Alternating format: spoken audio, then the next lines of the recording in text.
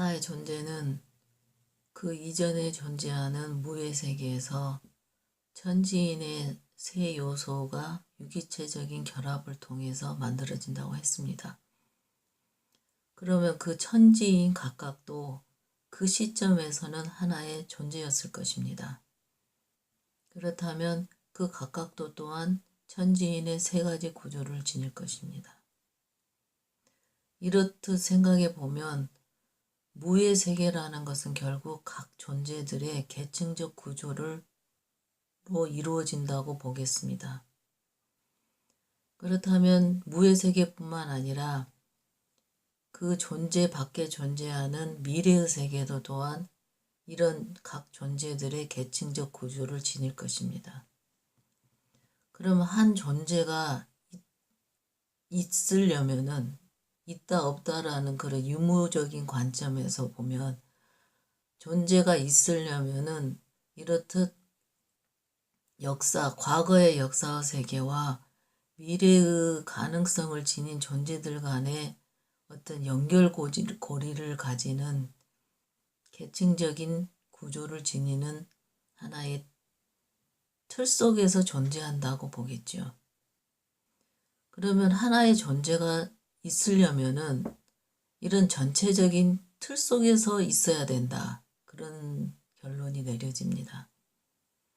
그렇다면 하나가 존재가 있다는 것은 이미 여러 존재들이 결합되어 있는 어떤 인드라망이라고 하나? 매트릭스적인 구조 속에서 존재해야 되는데 그건 이미 모든 존재들이 있다라는 결론입니다. 그러면 존재가 있으려면은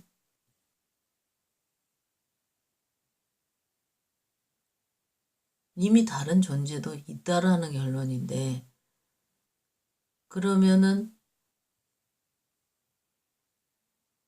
모든 존재는 항상 있다라는 어떤 그런 생각을 할 수가 있습니다. 그래서 전체가 없이는 그 존재가 존재할 수 없다는 결론인데 그런 식으로 생각을 하면 있다 없다의 관점에서는 어떤 존재의 의미가 없어진다는 결론이죠.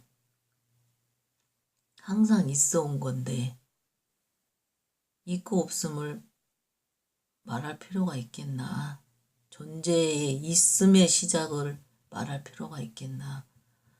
그러면 결국은 하나의 존재가 시작했다는 것은 있다라는 의미적인 접근이 아니라 그 존재가 있음을 자각하는 자각의 시작이 아닌가 그렇게 보고 있습니다.